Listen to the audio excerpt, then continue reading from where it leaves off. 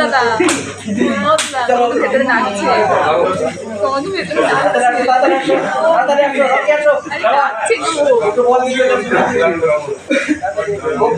আমি বলছি আবার যদি কেউ মুখ খোলে এটা তো লজ্জার বিষয় না, সবথেকে বড় ব্যাপার। আমি বললাম লাইভে করবো, যার জন্য আমি সাবজেক্টটা পড়েছি।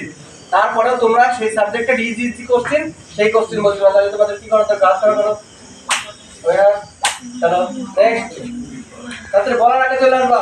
রাজ আপনার তাড়াতাড়ি বলার আগে চলে চলো সবার ডবল পড়েছে মানে চারটে খাবে। 1 2 চলো 3 4 চলো সবার রাজিত কেমন আছে? চলো সবার সবার দূরে দূরে কাছে এসে